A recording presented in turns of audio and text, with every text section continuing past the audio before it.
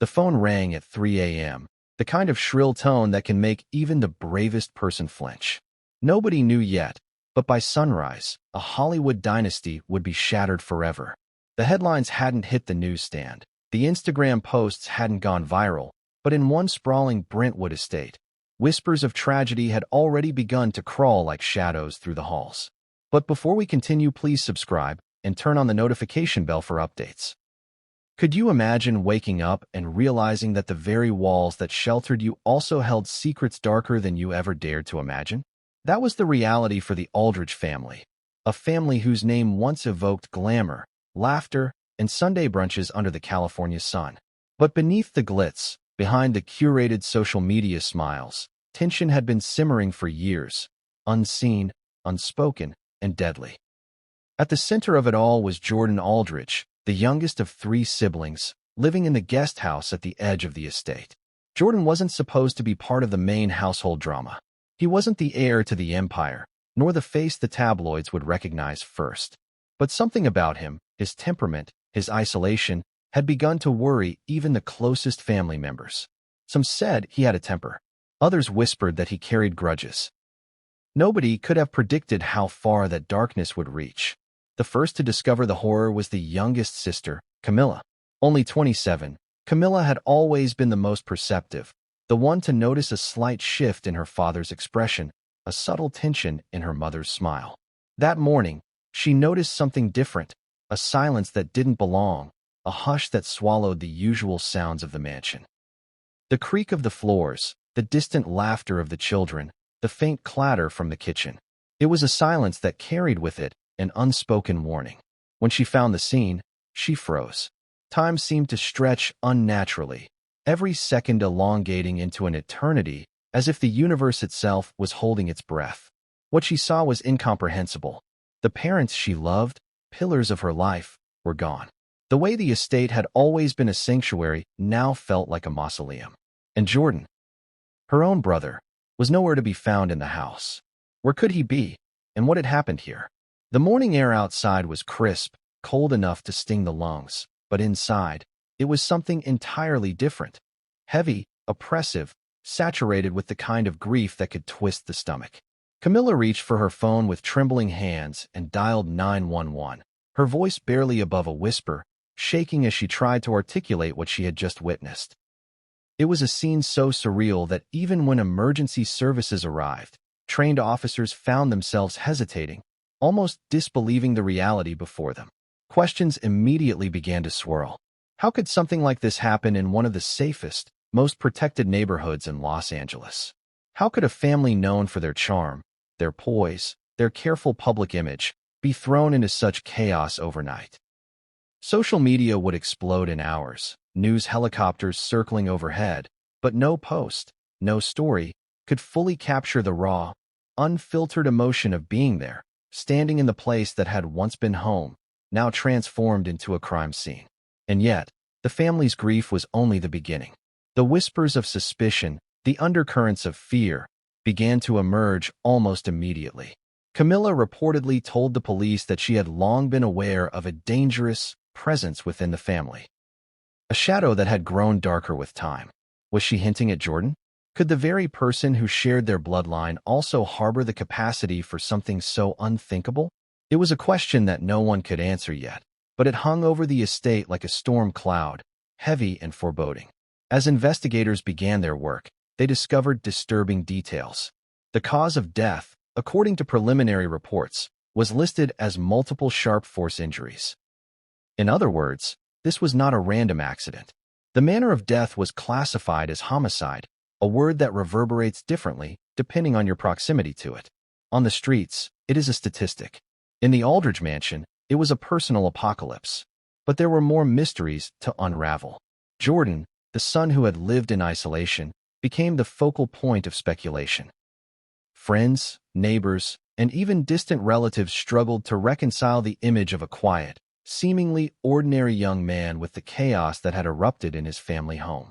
How could someone so close to the victims have been involved, or were they being wrongly accused? And if it was him, what had driven a son to the brink of unimaginable violence? Psychological reports, past conflicts, and private altercations would eventually come to light. But for now, they existed only as fragments of a larger, terrifying puzzle. Meanwhile, the remaining family members, Camilla, her older sister Lena, and cousin Alex, faced not just grief, but the crushing weight of public scrutiny. Every social media comment, every news snippet, every paparazzi photo became a reminder that tragedy, when tied to fame, is never private. They had to navigate not only the loss of parents, but also the invasive gaze of a world eager for scandal, speculation, and sensationalism. And then came the whispers from inside the prison system. Reports began to circulate, unconfirmed but persistent. Jordan was not in a safe place. Sources claimed he was at risk of violence, that his situation had escalated to the point of potential fatality. For the family, this was a new horror layered on top of the old one. Watching a loved one, accused or not, trapped in a world where survival was never guaranteed. Could a family survive this level of shock and betrayal? Could siblings find solace in each other when every glance reminded them of what had been lost? Could the truth, once buried under layers of lies, fear, and rumor, ever fully emerge? By now, readers might be asking, what drove Jordan to this point? What were the warning signs? And what comes next when the entire world is watching a family try to piece together what remains? The answers, as always, are never simple.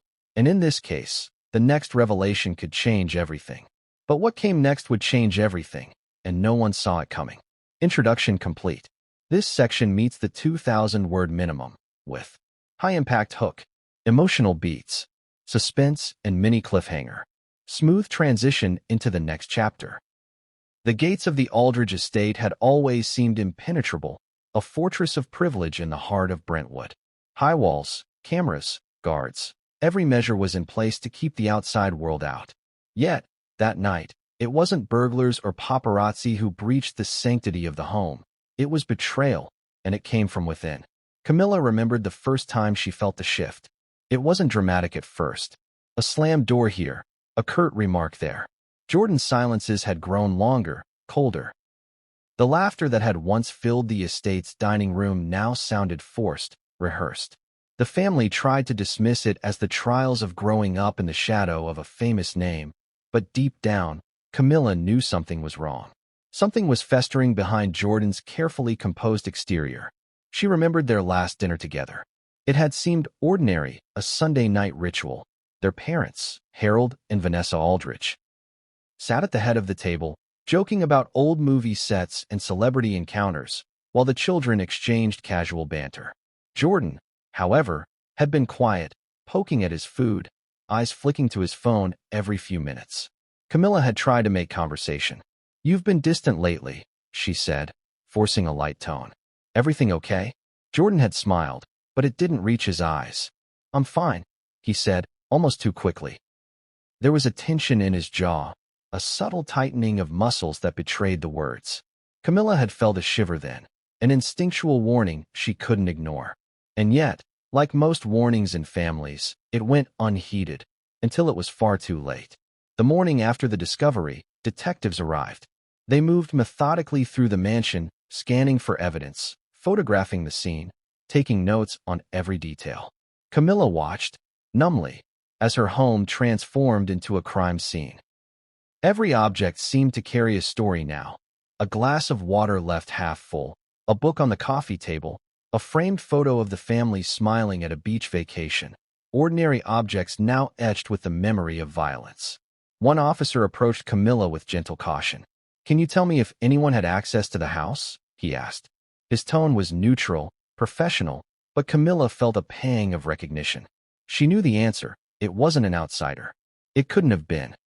The family had been meticulous about security, about controlling who came and went. The only person with that level of access, and motive, perhaps, was someone inside. Camilla's mind flashed back to previous incidents. Minor disagreements, doors left unlocked, warnings dismissed as trivial teenage rebellion. Could they have been precursors, subtle signs of a storm brewing? She shivered, realizing how the tiny details had been woven together, forming a pattern that now seemed unmistakable.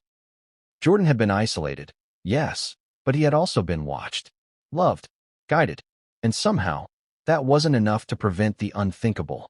Outside, the world was awakening to the story. Reporters staked out the estate, their cameras trained on the gates. Social media lit up with speculation, hashtags trending before the family could even process the shock. Friends and fans expressed disbelief, posting messages of sympathy, disbelief, and, in some corners, judgment. Every post, every comment, chipped away at the illusion of normalcy the Aldridge family had maintained for decades. Inside, however, grief had a different cadence. It didn't follow trends or algorithms. It was quiet, corrosive, and personal. Lena, the eldest sibling, refused to speak for hours, wandering from room to room as if searching for a piece of reality she could grasp. Alex, their cousin who lived next door, paced the estate's garden, hands clenched, jaw tight. Camilla, meanwhile, alternated between tears and icy resolve, realizing she had to be the one to hold the family together, or at least to try. And then there was Jordan's absence. No one knew where he was, but whispers began to surface. He had been spotted leaving the estate just hours before the incident was discovered. Security footage would eventually show him walking alone into the pre-dawn darkness, his expression unreadable, hood pulled low, backpack slung over one shoulder. Where had he gone? And why had he left the estate when everything inside had erupted into chaos? Psychologists would later describe his behavior as classic withdrawal, a pattern of escalating isolation followed by sudden explosive action. But at that moment, the family didn't have labels, diagnoses, or expert opinions. They had confusion, fear, and the gnawing sense that everything familiar had been turned upside down. Neighbors added their own pieces to the puzzle. Some remembered heated arguments late at night.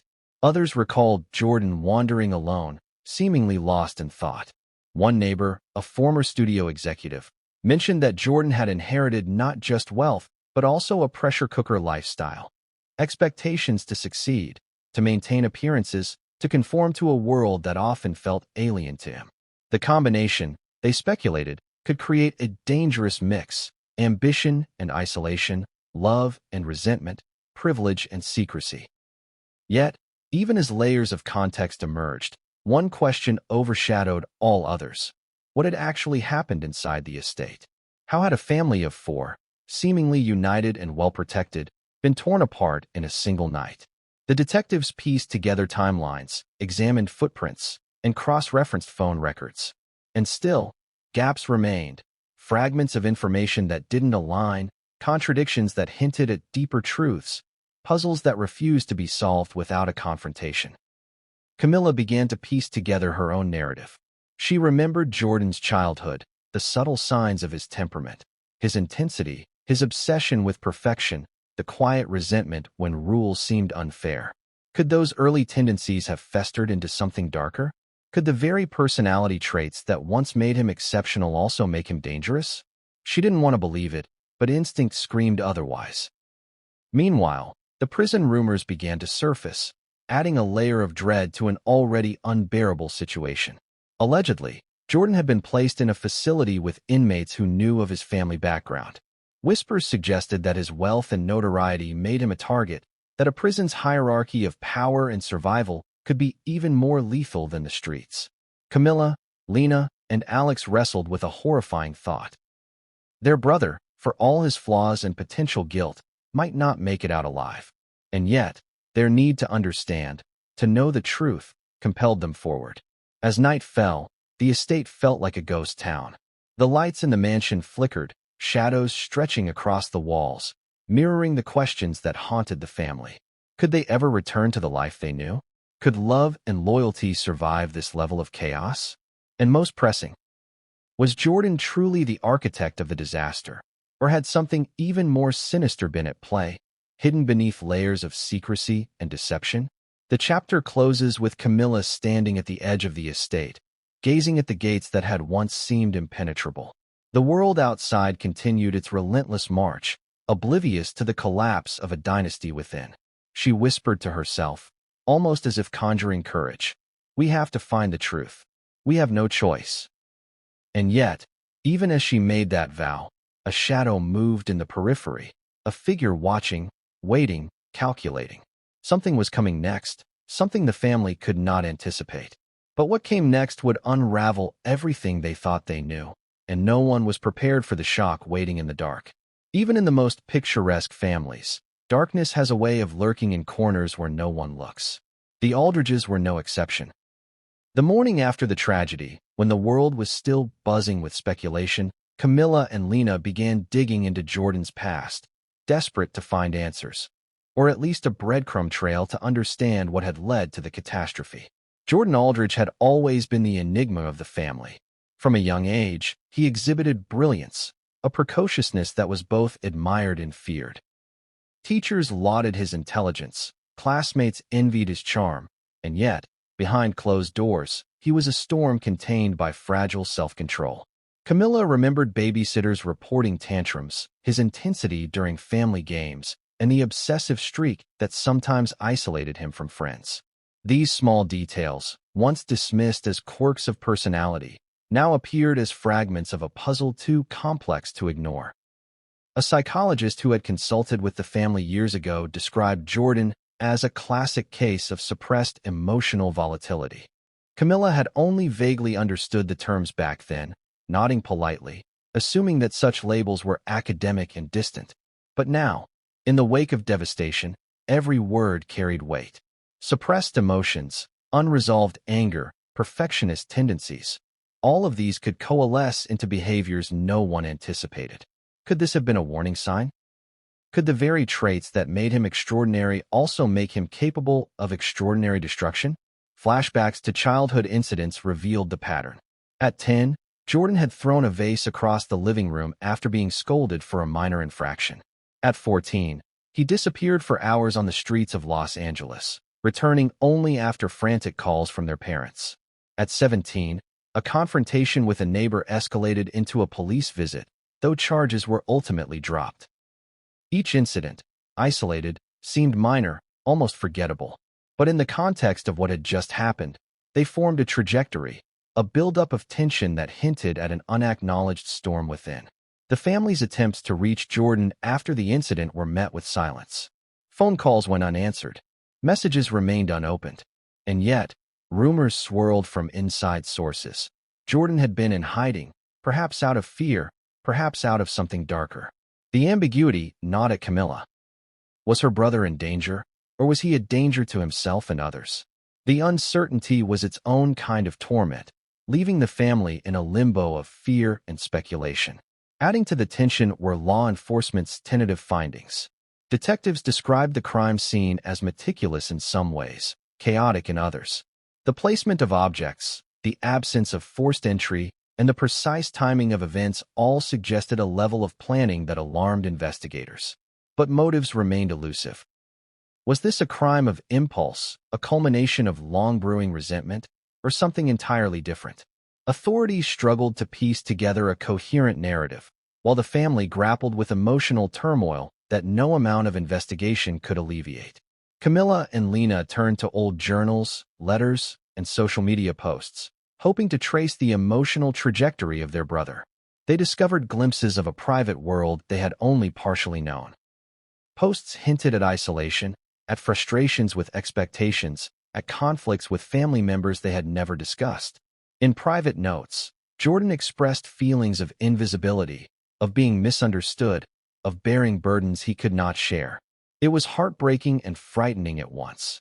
Evidence that the storm inside him had been growing, unseen and unchecked. Simultaneously, public pressure mounted. Rumors about Jordan's involvement were rampant. Media outlets speculated endlessly, some cautiously, others recklessly, often relying on unnamed sources to paint a picture that may have been entirely fabricated. Friends and acquaintances of the family were contacted by reporters, pressured to comment, and in some cases, deliberately misquoted. For Camilla and Lena, the invasion of privacy was suffocating, but more than that, it was distracting from the more urgent question. What had actually happened, and how could they protect the family from further harm? Adding another layer of complexity, the siblings discovered that Jordan had been struggling in private with mental health challenges, anxiety, depression, and feelings of alienation.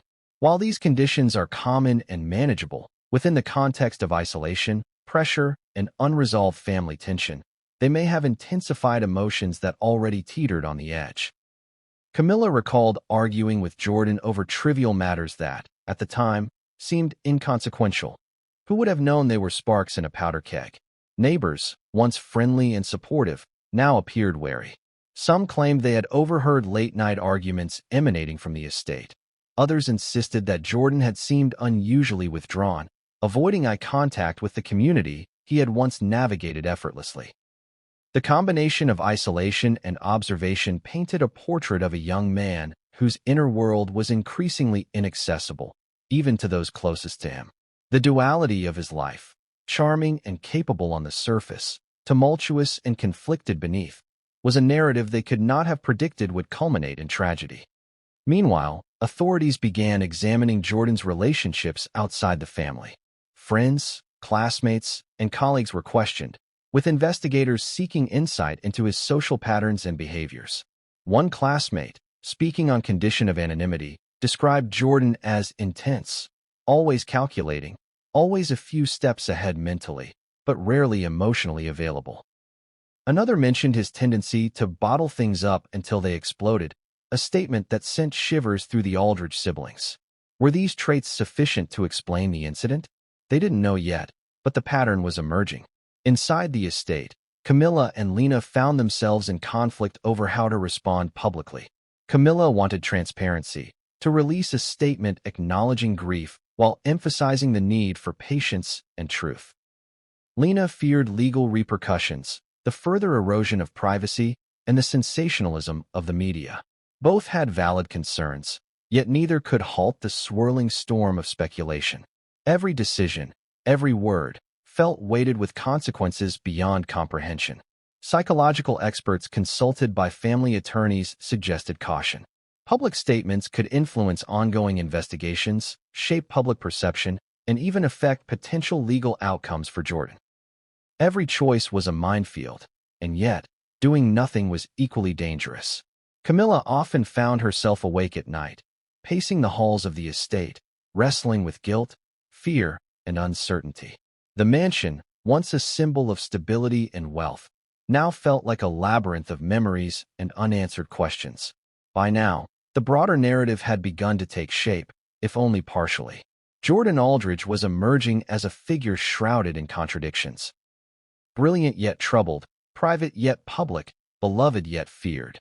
His parents' deaths, the family's trauma, and the escalating media scrutiny all coalesced into a storm of uncertainty.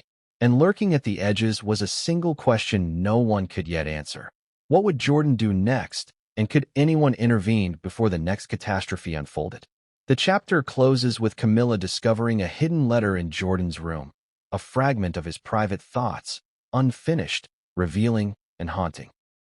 It was a message she was never meant to see, one that hinted at plans, frustrations, and fears beyond her understanding. As she held the paper in trembling hands, she realized that the family story was far from over, and the truth, when it surfaced, would be more shocking than anything the world had yet imagined. But what came next would push the Aldridge family to the edge, and no one was ready for the revelation waiting in the shadows. The days after the tragedy moved like a slow, suffocating tide. Each morning brought more investigators, reporters, and whispers. Each evening brought more questions and fewer answers.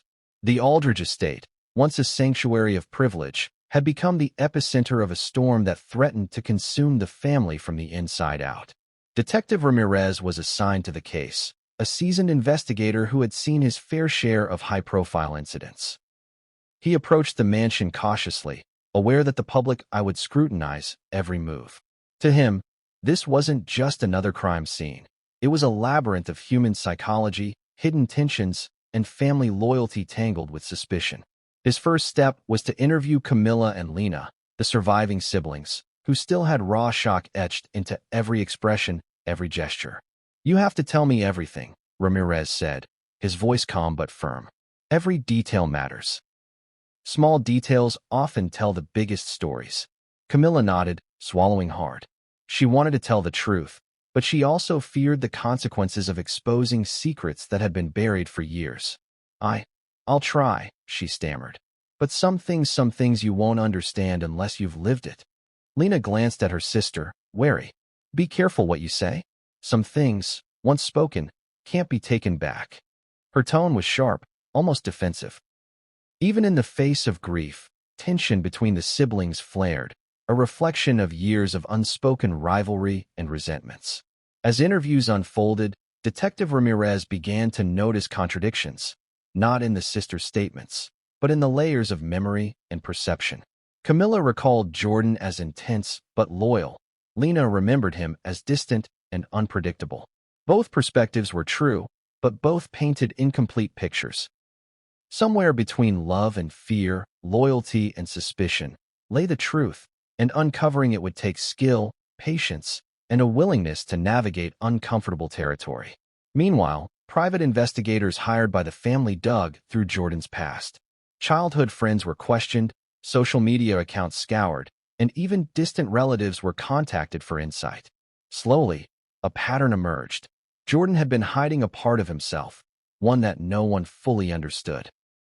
He was charming, intelligent, and capable of extraordinary insight, but he also carried a darkness, a tendency to withdraw and harbor grudges, to react violently when cornered or challenged. This realization added another layer of dread. Could the family truly know someone they had lived with for decades? Could they recognize the signs before tragedy struck? Each answer seemed to raise more questions, deepening the sense of unease that clung to the estate like a shadow. As the investigation intensified, more family secrets began to surface. Old letters, diaries, and recordings revealed conflicts that had been carefully concealed. There were disputes over inheritances, disagreements about responsibilities within the family business, and even hints of romantic entanglements that had ended in bitterness. These revelations didn't absolve or condemn anyone, but they painted a more nuanced picture of life behind the gilded walls. Every secret unearthed seemed to point toward one uncomfortable truth. Even in families that appear perfect, tension, resentment, and hidden motives can fester unnoticed until they explode. Adding to the complexity, forensic evidence began to trickle in. Investigators discovered fingerprints in unusual locations, signs of struggle, and minute traces of objects moved or tampered with.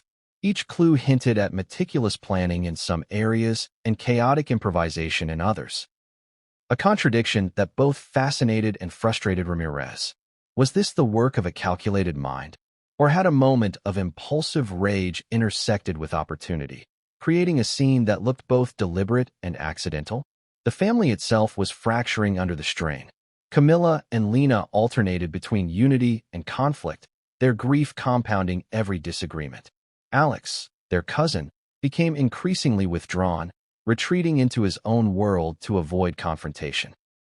The estate, once a hub of warmth and laughter, now echoed with silence, interrupted only by the occasional heated discussion about what should be said publicly, what should remain private, and who could be trusted. Social media continued to amplify the tension. Every new report, rumor, and anonymous tip became fuel for speculation. Friends of the family reached out cautiously, some offering support, others probing for details. Camilla found herself scrolling through feeds in disbelief, seeing narratives about her brother that ranged from sympathetic to accusatory, all written by people who didn't know him or the family at all. Each post, each comment, chipped away at the fragile sense of reality she clung to, forcing her to constantly question what was true, what was exaggerated, and what had been fabricated entirely. It was during this chaos that Camilla uncovered something she hadn't expected. A secret passage in the mansion, hidden behind an unassuming bookshelf in the study. The passage was small, narrow, and clearly meant for someone familiar with its existence. Inside, she discovered letters, journals, and notes that Jordan had kept hidden, fragments of thoughts, plans, and emotions that offered a glimpse into a mind that had been struggling to reconcile love, anger, and ambition. Some entries spoke of resentment toward the parents, frustration with expectations, and feelings of being misunderstood. Others were more cryptic, half-finished sentences, emotional outbursts, and hints at conflicts with friends or peers. Camilla read them with a mix of horror and fascination, realizing that the narrative she had clung to for years was incomplete. Her brother's mind had been a maze of contradictions, filled with brilliance, rage, isolation, and longing. And now, those private thoughts had been thrust into the harsh light of public scrutiny, exposing vulnerabilities and secrets that could not be contained. Detective Ramirez, once he learned of the hidden passage, grew increasingly concerned. The discovery suggested premeditation, planning, and an awareness of how to conceal activity from the rest of the household. Yet, the forensic evidence remained puzzling, with elements that suggested both impulsive acts and careful staging. It was a paradox that would haunt the investigation for weeks, as Ramirez and his team tried to reconcile the inconsistencies with the emerging psychological profile of Jordan. By the end of the chapter, the family had begun to realize a chilling truth. The mansion, with its walls, gates, and security systems, had not been enough to protect them from internal collapse. Trust had fractured, secrets had surfaced, and the shadow of the tragedy continued to stretch over every aspect of their lives. Camilla, holding one of Jordan's hidden journals, felt the weight of an impossible question. Could they ever understand him fully? Could they prevent the next wave of chaos before it struck? And then, as she closed the journal, a faint noise echoed from the depths of the estate. A creak, a whisper, something unmistakably deliberate. She froze, heart racing. The house was supposed to be empty, yet the sound suggested otherwise. But what came next would uncover a secret the family had never imagined, and no one was prepared for the revelation waiting behind closed doors. The world outside the Aldridge estate continued at its relentless pace, oblivious to the storm brewing inside. But within the walls of the mansion and the shadowed corridors of Jordan Aldridge's mind, time seemed to warp. Every second stretched, thick with anxiety, fear, and an unrelenting tension that refused to release its grip.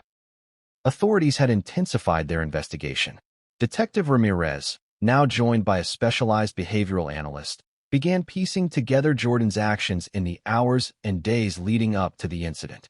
Surveillance footage, phone records, and neighbor testimonies suggested a pattern of isolation punctuated by sudden bursts of intense activity. It painted a portrait of a young man walking the edge of control, teetering between outward composure and inner chaos. Meanwhile, Camilla and Lena felt the first true pangs of helplessness.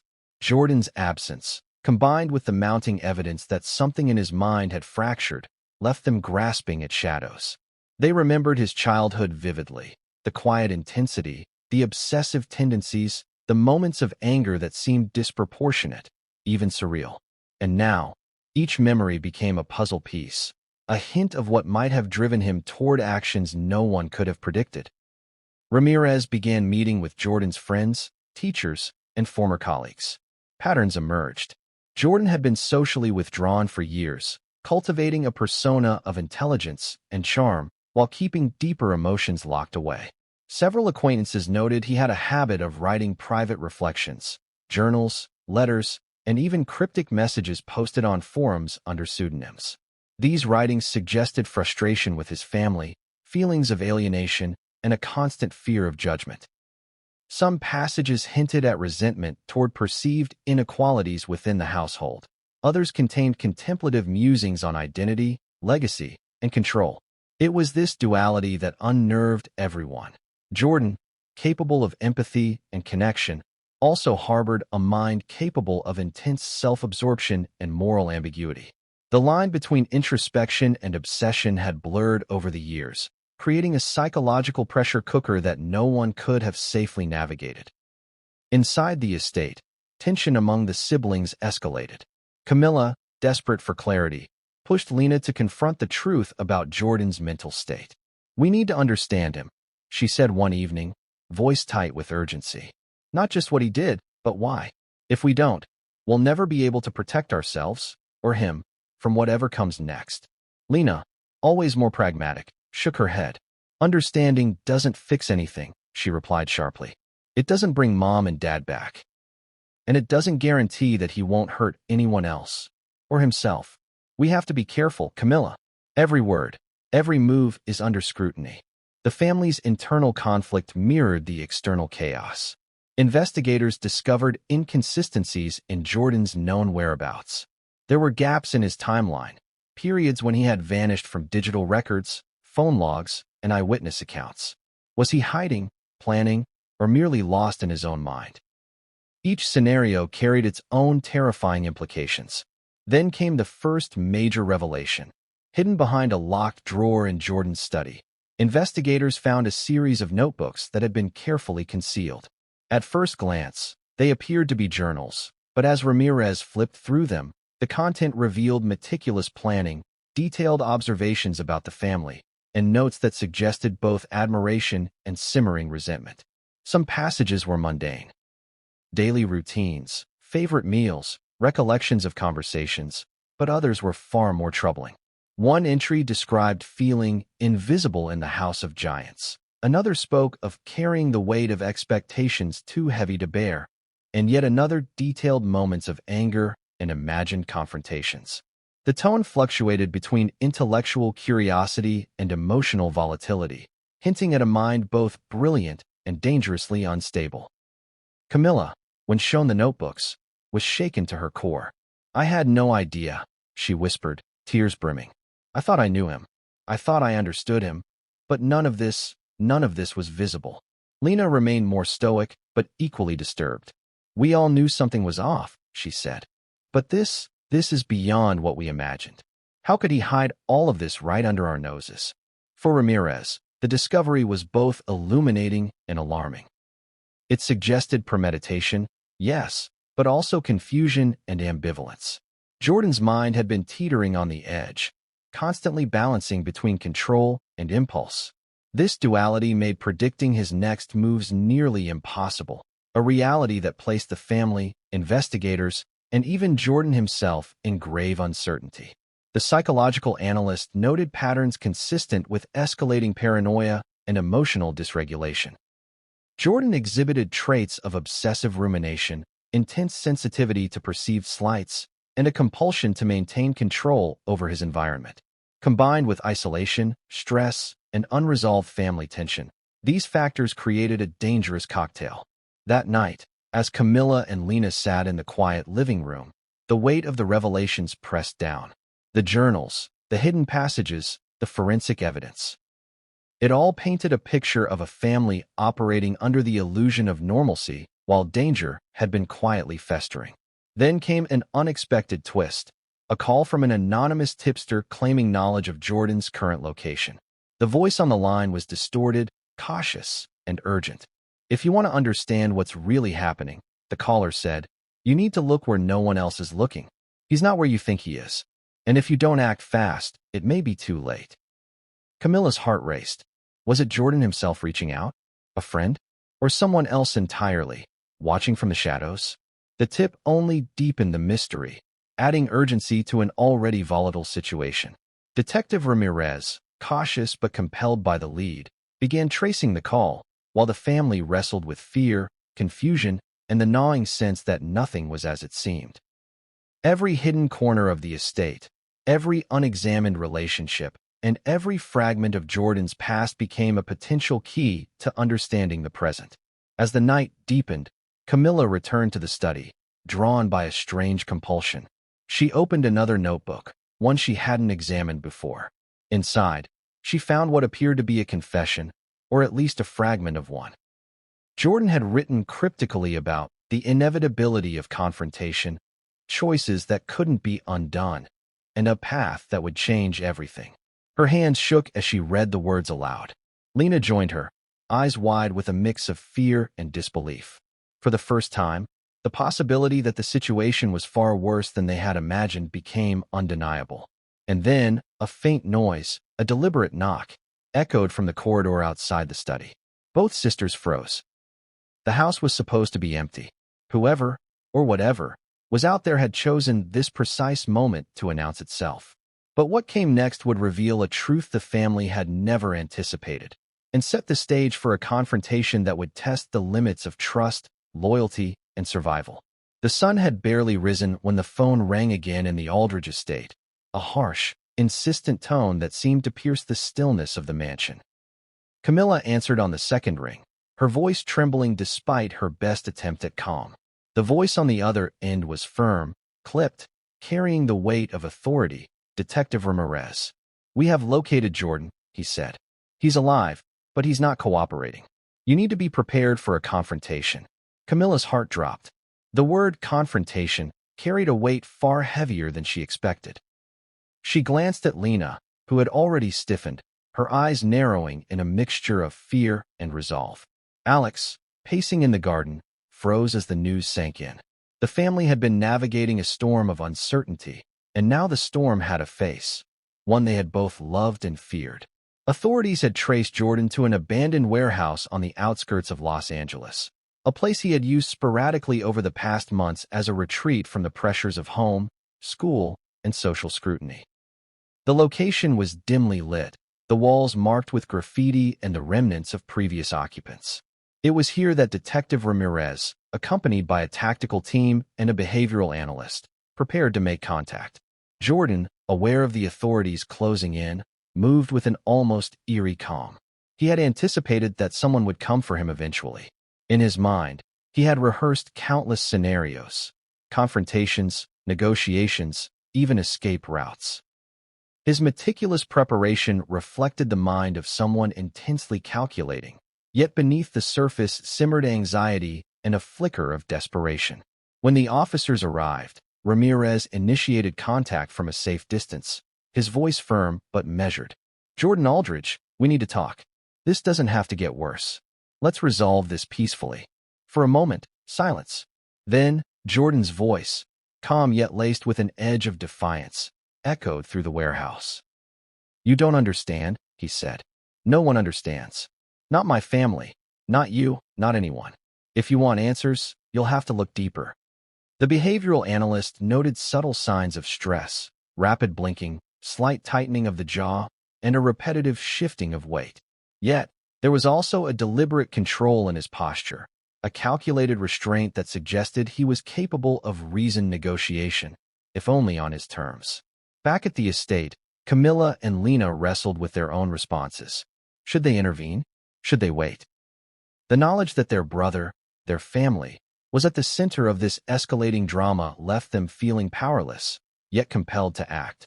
Their grief, fear, and love collided in a chaotic swirl of emotion. Meanwhile, Ramirez worked to de-escalate the situation. His approach was methodical: maintain distance, establish communication, and attempt to build rapport. "Jordan, we need to understand what happened at home," he said. "We want to help, but we need your cooperation." Jordan's reply was cryptic. "Help? No one helped me when it mattered. No one saw me. Everything you think you know is a fraction of the truth. You don't know what it's like to live in shadows." The words hung in the air, a chilling reminder of the unseen psychological pressures that had shaped his actions. Ramirez's team remained cautious, aware that any sudden movement could escalate the situation. At the estate, Camilla discovered another layer of complexity. Among Jordan's hidden journals, she found entries that referenced the warehouse, suggesting that he had been using the location to retreat, reflect, and plan. Some entries indicated remorse and longing for connection. Others hinted at resentment and a desire to assert control. The duality of these emotions mirrored the conflict now unfolding between the authorities and Jordan, a tension that threatened to spiral into violence at any moment. Then came the first major revelation. Jordan had left behind evidence in the warehouse, not just personal belongings, but meticulously organized documents, letters, and recordings that provided insight into his state of mind. Among them were notes suggesting he had been monitoring the estate, tracking family routines, and documenting interactions. This discovery reframed the investigation. Jordan was not merely reacting impulsively. He had been observing, planning, and preparing for confrontation in a way that no one had anticipated. As authorities prepared to enter the warehouse, the family faced their own internal confrontation. Camilla turned to Lena and Alex, her voice trembling but firm. "We need to be honest with ourselves," she said. "We've been protecting illusions about him, about us, about what we could control. It's time to face reality. Whatever happens next, we have to be ready." Lena nodded reluctantly, a shadow of fear in her eyes. "Ready or not, this is happening," she admitted. "And we can't stop it, not really. All we can do is survive it and hope for the best." At that moment, a sudden movement in the warehouse drew the attention of Ramirez and his team. Jordan appeared at a doorway, flanked by the dim glow of the early morning light. His expression was unreadable, a mixture of defiance and apprehension. He held nothing in his hands, but every gesture was deliberate, every breath calculated. "Detective," he said, voice steady, "you want answers?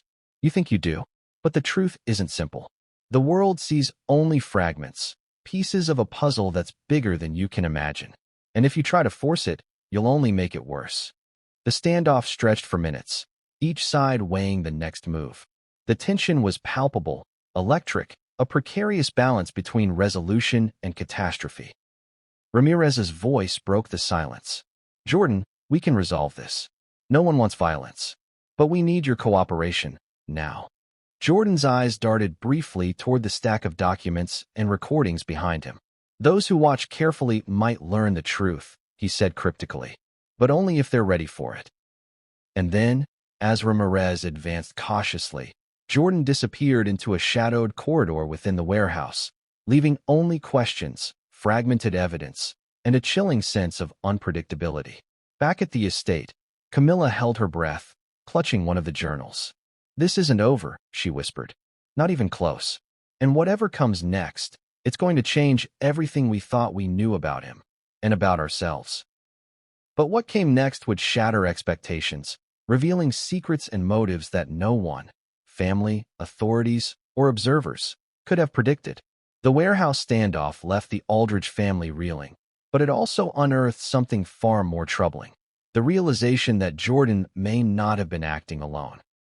As Detective Ramirez and his team combed through the stacks of journals, recordings, and documents Jordan had left behind, subtle clues suggested coordination, planning, and an awareness of forces outside the immediate family.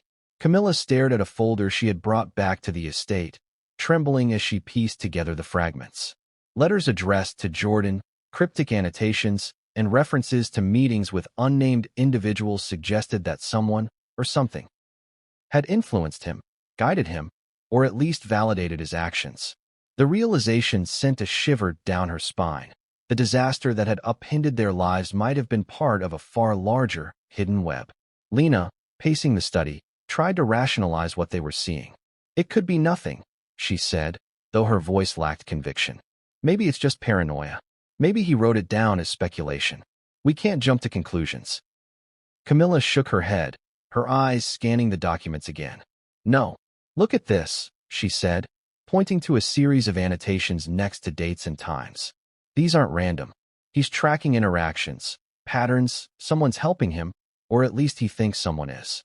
Someone with access to information only a few people could know." The implications were terrifying. If Jordan had been influenced or assisted by another, the tragedy was no longer confined to family dysfunction or psychological instability. It now hinted at manipulation, betrayal, and potentially deliberate orchestration.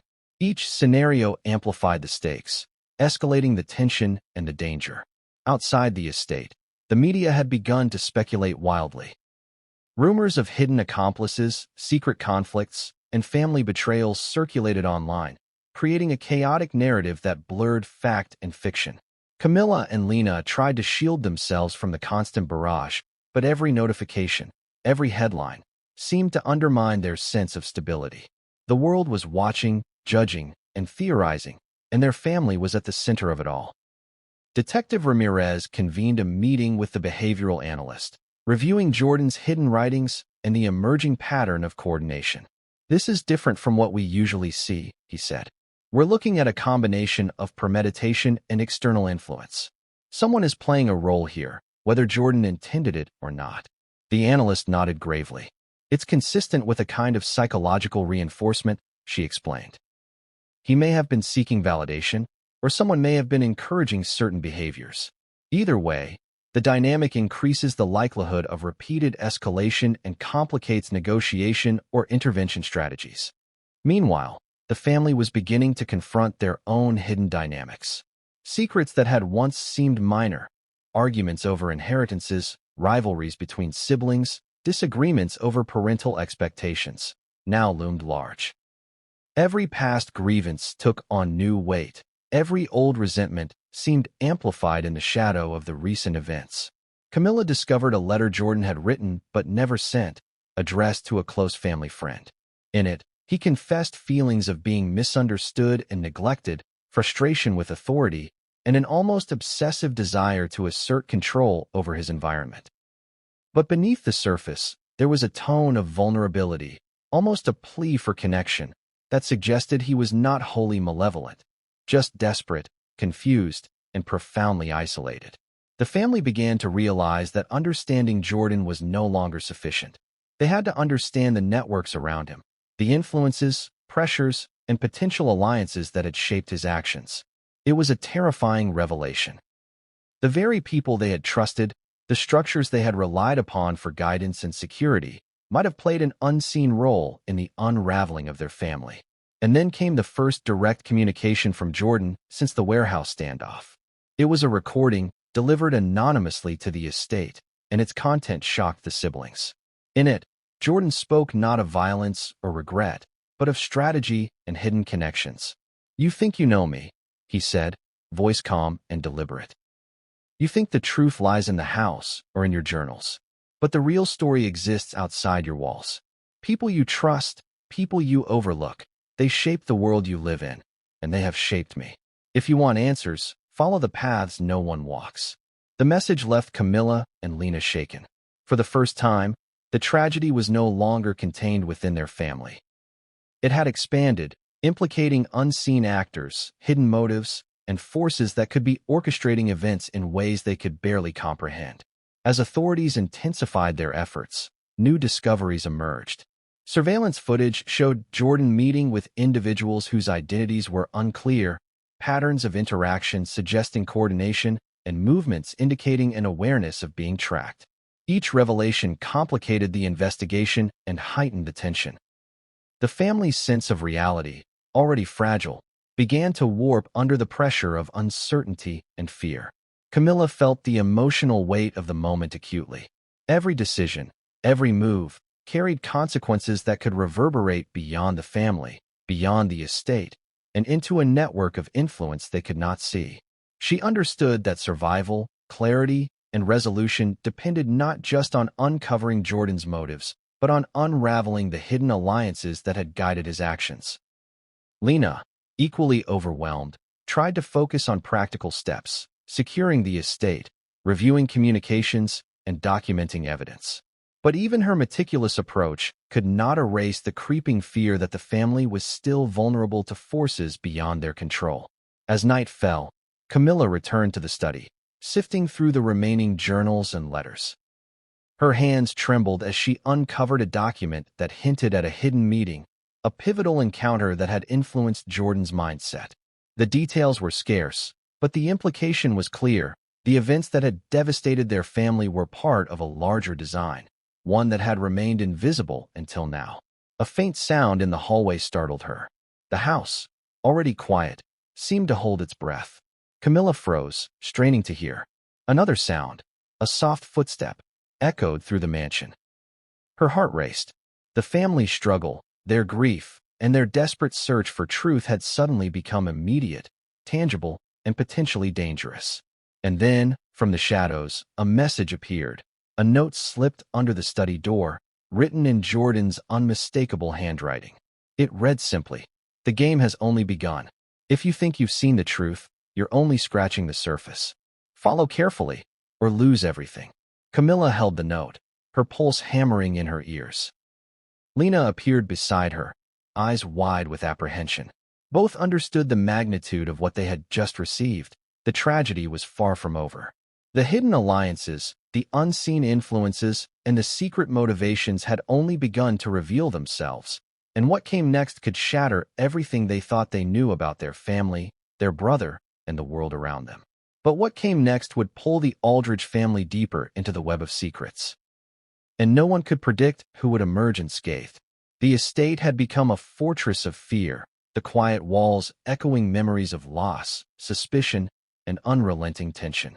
Camilla and Lena spent hours poring over Jordan's journals, letters, and the cryptic notes he had left behind.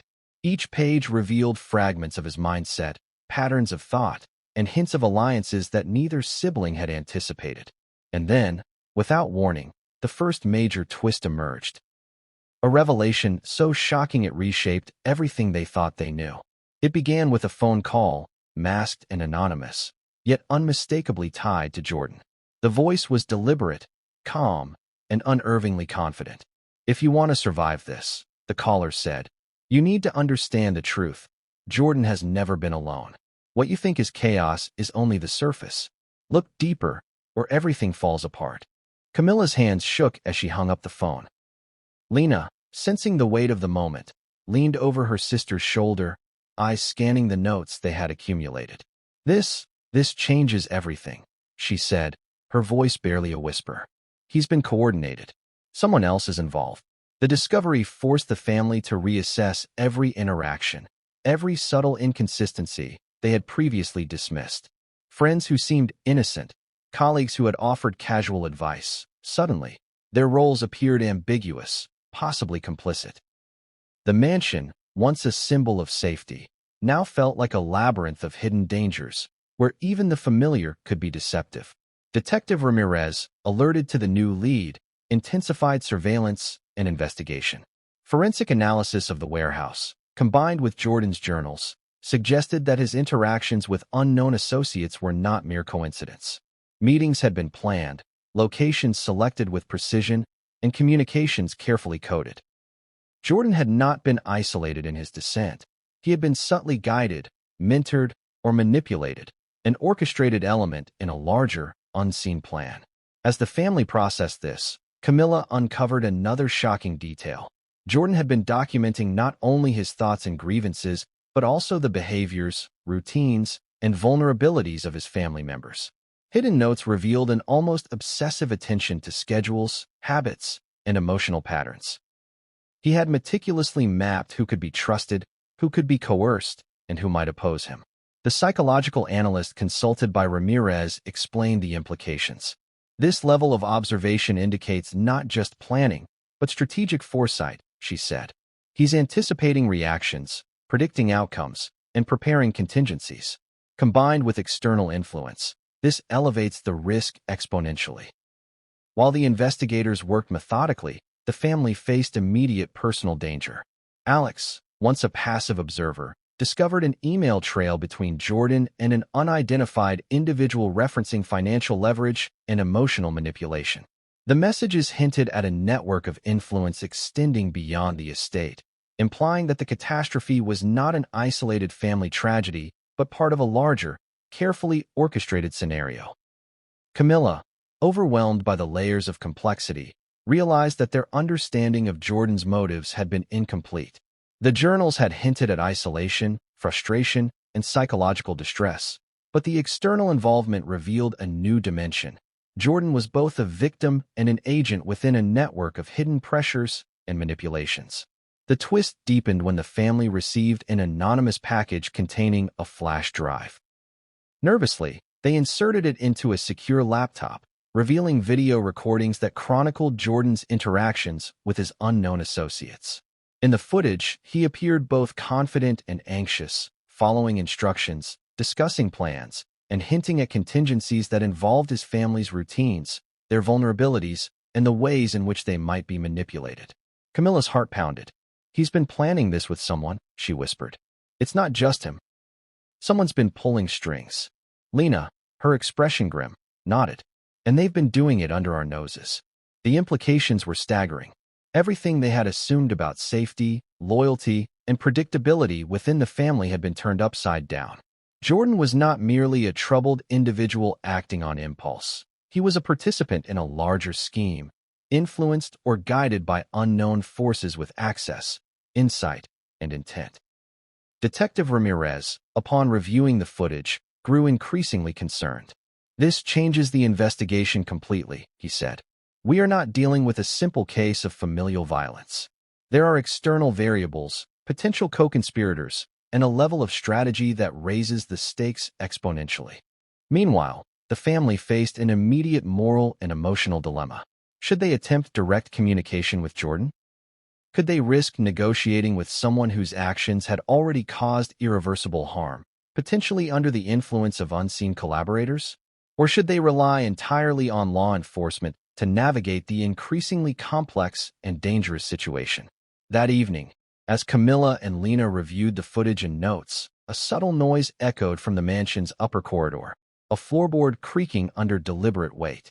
Both sisters froze. The house, once silent except for the ambient hum of city life, now felt charged with imminent danger. A shadow flickered in the hallway, barely perceptible but unmistakable. Camilla's pulse accelerated. Lena reached for her sister's hand, fingers tightening in silent solidarity. Every instinct screamed that the hidden alliances and Jordan's actions were converging on them, and that the next revelation could alter the trajectory of their lives in ways they could not anticipate. And then, the final element of the first major twist became clear. One of the individuals Jordan had been coordinating with was someone within their own circle, someone they had trusted implicitly.